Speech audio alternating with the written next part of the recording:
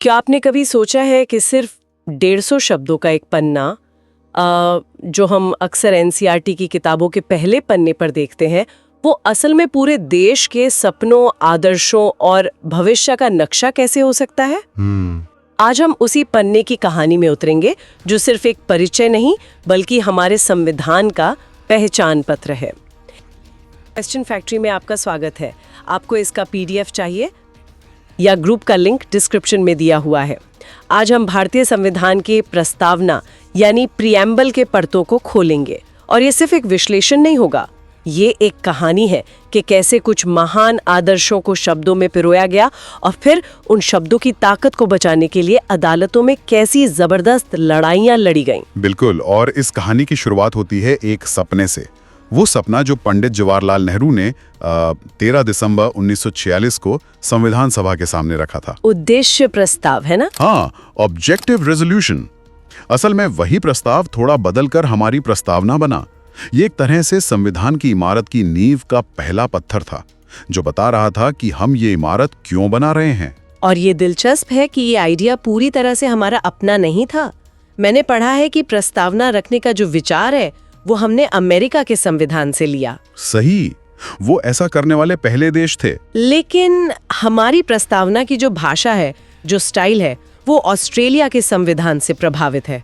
ये तो एक ग्लोबल खिचड़ी जैसा लगता है। आप कह सकते हैं। देखिए, संविधान बनाना एक बहुत बड़ी प्रक्रिया होती है, और हमारे निर्माताओं ने दुनिया भर के बेहतरीन विचारों को लेने में कोई संकोच नहीं किया। इसी वजह से N.A. पालकीवाला जैसे महान कानूनीविद ने इसे संविधान का पहचान पत्र कहा। Identity card? हाँ, मतलब जैसे आप आईडी कार्ड देखकर किसी इंसान के बारे में बेसिक जानकारी पा लेते हैं, वैसे ही प्रस्तावना पढ़कर आप पूरे संविधान का सार समझ सकते हैं। तो चलिए इस पहचान पत्र को जरा और गौर से पढ़ते हैं। इसकी शुरुआत ही कुछ बहुत शक्तिशाली शब्दों से होती है। हम भारत के लोग, we the people of India. ये सुनने में तो बहुत अच्छा लगता है, पर असल में इन 3 शब्दों का वजन कितना है? इन शब्दों का वजन पूरे संविधान से ज्यादा है। इनका सीधा और साफ मतलब ये है कि इस संविधान का बॉस कोई राजा, कोई बाहरी ताकत या कोई संसद नहीं, बल्कि भारत के आम लोग हैं। अच्छा। अंतिम शक्ति, जिसे हम संप्रभुता कहते हैं, वो जनता में है। ये लाइन ऐलान करती है कि ये संविधान हमने खुद को दिया है, किसी ने हम पर थोपा नहीं है। ठीक है, तो ये तय हो गया कि असली ताकत जनता के हाथ में है। लेकिन ये लोग मिलकर कैसा देश बनाना चाहते थे? प्रस्तावना का अगला हिस्सा इसी भारत की शख्सियत या कह लें कि उसके डीएनए को बताता है। सही। इसमें 5 बड़े शब्द हैं: संप्रभु, समाजवादी, पंथ निरपेक्ष, लोकतांत्रिक, गणराज्य। पहला शब्द है संप्रभु यानी सॉवरेन। संप्रभु का सीधा सा मतलब है कि भारत अपने घर के और बाहर के मामलों में अपने फैसले लेने के लिए पूरी तरह से आजाद है। यानी आंतरिक और बाहरी दोनों मामलों में। बिल्कुल। हमें किससे दोस्ती करनी है, किससे व्यापार करना है, हमारी विदेश नीति क्या होगी, ये सारे फैसले हम खुद लेंगे। कोई और देश हमें बताएगा नहीं। एक मिनट, यहाँ मेरे मन में एक सवाल आ रहा है। अगर हम पूरी तरह से संप्रभु हैं, तो फिर ये कॉमनवेल्थ की सदस्यता का क्या मतलब है? उसका प्रमुख तो आज भी ब्रिटिश क्राउन है। ये थोड़ा विरोधाभासी नहीं लगता? ये बहुत ही वाजिब सवाल है और अक्सर पूछा जाता है। देखिए, कॉमनवेल्थ की सदस्यता किसी भी तरह से हमारी संप्रभुता पर असर नहीं डालती। अच्छा। ये एक स्वैच्छिक क्लब की मेंबरशिप की तरह है, जिसे भारत जब चाहे छोड़ सकता है। ये हमारे फैसलों पर कोई कानूनी दबाव नहीं डालती। ये बस एक ऐतिहासिक जुड़ाव और देशों का एक मंच है। समझ गई। अगला शब्द है समाजवादी, सोशलिस्ट। और मुझे याद है, इस शब्द को लेकर हमेशा एक बहस होती है। क्या ये शब्द शुरू से ही प्रस्तावना का हिस्सा था? ये बहुत अच्छा सवाल है, और इसका जवाब है नहीं। समाजवादी और इसके बाद आने वाला शब्द पंथ निरपेक्ष, ये दोनों दरअसल 1976 में 42वें संशोधन के जरिए जोड़े गए थे, इंदिरा गांधी की सरकार के समय। जी हाँ। तो फिर भारत के समाजवाद का मतलब क्या है? क्या ये चीन या पुराने सोवियत संघ जैसा है, जहां सब कुछ सरकार का होता है? नहीं, बिल्कुल नहीं। भारत का समाजवाद लोकतांत्रिक समाजवाद है, साम्यवादी समाजवाद नहीं। ओके। यहाँ निजी संपत्ति को खत्म करने का लक्ष्य नहीं है। इसका मतलब है एक मिश्रित अर्थव्यवस्था, मतलब मिक्स्ड इकोनॉमी, जहाँ सरकारी कंपनियां और निजी कंपनियां दोनों मिलकर काम करते हैं। पब्लिक और प्राइवेट सेक्टर साथ साथ। एग्जैक्टली। और ये सिर्फ एक किताबी शब्द नहीं है। इसी सोच की वजह से 1970 और 80 के दशक में भारत में बड़ी बड़ी सरकारी कंपनियां मतलब PSUs बनी। आज जब हम डिसइन्वेस्टमेंट या प्राइवेटाइजेशन की बहस सुनते हैं तो उसकी जड़ें प्रस्तावना के इसी एक शब्द और उसकी बदलती व्याख्या में छिपी हैं। वाह, ये बेहतरीन कनेक्शन है। तो इसी संशोधन से अगला शब्द भी आया, पंथ निरपेक्ष, सेक्युलर। इसका क्या मतलब है? भारत की पंथ निरपेक्षता पश्चिमी देशों से थोड़ी अलग है। पश्चिम में क्या है कि राज्य और धर्म के बीच एक मजबूत दीवार होती है। State and church separate. हाँ, दोनों एक दूसरे के मामले में दखल नहीं देते। भारत में सकारात्मक पंथ निरपेक्षता है। इसका मतलब है कि राज्य का अपना कोई धर्म नहीं होगा और उसकी नजर में सभी धर्म बराबर होंगे, लेकिन राज्य सभी धर्मों का सम्मान करेगा और जरूरत पड़ने पर उन्हें समर्थन भी दे सकता है। अच्छा, तो इसीलिए हम हज सब्सिडी या अमरनाथ यात्रा के लिए सरकारी इंतजाम जैसी चीजें देखते हैं। बिल्कुल, यही सकारात्मक पंथ निरपेक्षता का उदाहरण है, जो हमें संविधान के अनुच्छेद 25 से 28 में दिए गए धार्मिक स्वतंत्रता के अधिकार में भी साफ दिखाई देती है। चलिए अब चौथे शब्द पर आते हैं, लोकतांत्रिक, डेमोक्रेटिक। ये तो शायद सबसे सीधा है, जनता का राज। हाँ, लेकिन ये सिर्फ हर 5 साल में वोट देने तक सीमित नहीं है। भारत में हमने अप्रत्यक्ष लोकतंत्र को अपनाया है, जहां हम अपने प्रतिनिधि मतलब MP, MLA चुनते हैं, जो हमारी तरफ से सरकार चलाते हैं। Representative democracy. सही, पर प्रस्तावना सिर्फ राजनीतिक लोकतंत्र की बात नहीं करती। ये सामाजिक और आर्थिक लोकतंत्र का भी सपना देखती है। एक ऐसा समाज जहां किसी के साथ जन्म या जाति के आधार पर भेदभाव ना हो और सबको आगे बढ़ने के बराबर मौके मिले। और इसी से जुड़ा है पांचवा और आखिरी शब्द, गणराज्य, रिपब्लिक। कई लोग लोकतंत्र और गणराज्य को एक ही मान लेते हैं। इनमें क्या फर्क है? एक बहुत ही महत्वपूर्ण फर्क है। गणराज्य का मतलब है कि देश का मुखिया यानी हमारे राष्ट्रपति वंश के आधार पर नहीं बल्कि चुनाव से चुने जाएंगे। अच्छा, वो इलेक्टेड होंगे। हाँ, प्रत्यक्ष या अप्रत्यक्ष रूप से। ये हमें ब्रिटेन से अलग करता है।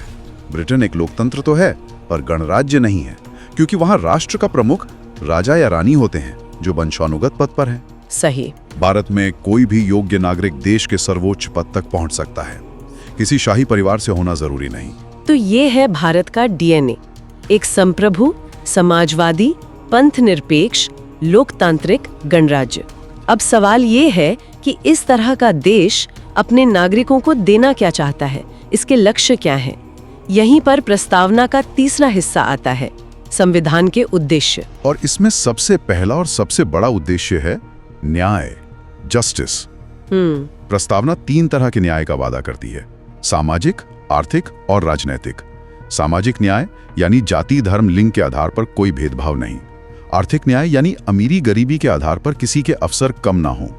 और राजनीतिक न्याय मतलब हर नागरिक को वोट देने और चुनाव लड़ने का समान अधिकार। और मैंने कहीं पढ़ा था कि ये सामाजिक और आर्थिक न्याय का जो आदर्श है, ये हमने 1917 की रूसी क्रांति से प्रेरित होकर अपनाया है। आपने बिल्कुल सही पढ़ा। ये दिखाता है कि हमारे संविधान निर्माता दुनिया में हो रहे बदलावों से कितने जागरूक थे। सही बात है। न्याय के बाद दूसरा उद्देश्य है स्वतंत्रता, लिबर्टी। विचार, अभिव्यक्ति, विश्वास, धर्म और उपासना की स्वतंत्रता। हाँ, पर यह सिर्फ पाबंदियों का न होना नहीं है, इसका एक पॉजिटिव मतलब भी है। मतलब ये कि हर व्यक्ति को अपनी क्षमता का पूरा विकास करने का अवसर मिले। और जहाँ स्वतंत्रता है वहाँ समता का होना भी जरूरी है। तीसरा उद्देश्य है समता, इक्वालिटी। बिल्कुल। प्रतिष्ठा और अवसर की समता, यानी कानून की नजर में सब बराबर हैं, किसी को कोई विशेष अधिकार नहीं मिलेंगे और सबको आगे बढ़ने के समान अवसर दिए जाएंगे। तो न्याय, स्वतंत्रता, समता, और इस तिकड़ी को पूरा करता है चौथा उद्देश्य, बंधुत्व, फ्रेटर्निटी, भाईचारा। और ये शब्द मुझे हमेशा बहुत प्रभावित करता है। संविधान निर्माता जानते थे कि इतने विविध देश को सिर्फ कानून से एक नहीं रखा जा सकता। लोगों के दिलों में एक दूसरे के लिए अपनेपन का भाव होना जरूरी है। प्रस्तावना कहती है कि ये भाईचारा 2 बातें पक्की करेगा।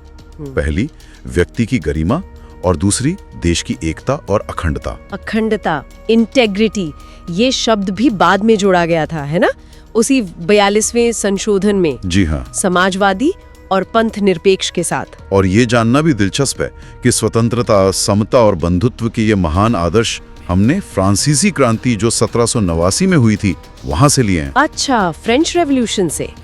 तो आप देख सकते हैं कि हमारी प्रस्तावना एक वैश्विक गुलदस्ते की तरह है। बिल्कुल। तो ये थे हमारे महान उद्देश्य। अब आते हैं प्रस्तावना के चौथे और आखिरी हिस्से पर, संविधान को अपनाने की तारीख जो है 26 नवंबर 1949। लेकिन हम तो गणतंत्र दिवस 26 जनवरी 1950 को मनाते हैं। इन दो तारीखों का क्या चक्कर है? 26 नवंबर 1949 वो दिन था जब संविधान सभा ने संविधान को बनाकर तैयार कर लिया और उसे अंगीकृत, अधिनियमित और आत्मार्पित किया। Adopt, enact and give to ourselves। हाँ, लेकिन इसे पूरी तरह से लागू करने के लिए 26 जनवरी की ऐतिहासिक तारीख का इंतजार किया गया। तो यहाँ तक तो सब ठीक था, एक खूबसूरत दस्तावेज तैयार हो गया, लेकिन असली ड्रामा तो अब शुरू होना था, अदालतों में। एक बड़ी लड़ाई छिड़ गई कि क्या प्रस्तावना कानूनी तौर पर संविधान का हिस्सा है भी या नहीं। बिल्कुल, और दशकों तक ये एक बड़ा सवाल बना रहा। सबसे पहले 1960 में बेरूबारी यूनियन केस में सुप्रीम कोर्ट ने एक अजीब सा फैसला दिया। क्या कहा कोर्ट ने? कोर्ट ने कहा कि प्रस्तावना संविधान निर्माताओं के दिमाग को समझने की चाबी तो है, लेकिन ये संविधान का हिस्सा नहीं है। एक मिनट, मतलब सुप्रीम कोर्ट कह रहा था कि ये घर की चाबी तो है पर घर का हिस्सा नहीं है। ये तो सुनने में बड़ा अटपटा लगता है। अटपटा था, और इसीलिए ये फैसला ज्यादा दिन टिका नहीं। फिर आया 1973 का ऐतिहासिक केशवानंद भारती केस। ये तो लैंडमार्क केस है। भारतीय लोकतंत्र के इतिहास का सबसे महत्वपूर्ण केस। 13 जजों की अब तक की सबसे बड़ी बेंच बैठी और उन्होंने पुराना फैसला पलट दिया। कोर्ट ने कहा कि प्रस्तावना संविधान का एक बहुत ही महत्वपूर्ण और अभिन्न अंग है। अच्छा, एन इंटीग्रल पार्ट। हाँ, ये सिर्फ एक परिचय नहीं बल्कि संविधान की आत्मा है। तो जब ये तय हो गया कि प्रस्तावना संविधान का हिस्सा है, तो अगला बड़ा सवाल उठा होगा, क्या संसद इसमें बदलाव कर सकती है? क्या वो इसमें से समाजवादी या लोकतांत्रिक जैसे शब्द हटा सकती है? यही सबसे बड़ा सवाल था, और केशवानंद भारती केस में ही सुप्रीम कोर्ट ने इसका जवाब भी दिया। कोर्ट ने एक क्रांतिकारी सिद्धांत दिया जिसे मूल ढांचे का सिद्धांत कहते हैं। Basic structure doctrine. जी। ये मूल ढांचा क्या है? इसे आसान शब्दों में कैसे समझें? इसी से एक इमारत की तरह समझिए। संसद को अधिकार है कि वो इमारत में मरम्मत करे, कमरों का रंग बदले, खिड़की दरवाजे बदले। ठीक है। लेकिन संसद को यह अधिकार नहीं है कि वो उस इमारत की नींव या उन मुख्य पिलर्स को ही तोड़ दे जिन पर पूरी इमारत टिकी है। संविधान के ये पिलर्स हैं लोकतंत्र, पंथनिरपेक्षता, गणराज्य का स्वरूप, कानून का शासन। ये मूल ढांचा है और इन्हें संशोधन करके भी संसद नहीं हटा सकती। वाह, तो ये भारतीय लोकतंत्र के लिए एक तरह का सुरक्षा कवच बन गया, और इसी के आधार पर प्रस्तावना में वो एक संशोधन भी हुआ। जी हाँ, अब तक सिर्फ एक बार 1976 में 42वें संशोधन द्वारा जब समाजवादी, पंथनिरपेक्ष और अखंडता शब्द जोड़े गए और कोर्ट ने उसे सही माना। हाँ, कोर्ट ने इसे वैध माना क्योंकि इन शब्दों को जोड़ने से संविधान का मूल ढांचा मजबूत हुआ, कमजोर नहीं। तो इस पूरी जबरदस्त कानूनी यात्रा के बाद आज प्रस्तावना की हैसियत क्या है? मान लीजिए मुझे लगता है कि सरकार बंधुत्व के आदर्श पर काम नहीं कर रही, तो क्या मैं प्रस्तावना के आधार पर कोर्ट जा सकती हूँ? नहीं, और ये समझना बहुत जरूरी है, प्रस्तावना गैर न्यायिक है, नॉन जस्टिशिएबल। इसका क्या मतलब हुआ? इसका मतलब है कि आप सिर्फ प्रस्तावना को आधार बनाकर अदालत में कोई केस नहीं कर सकते।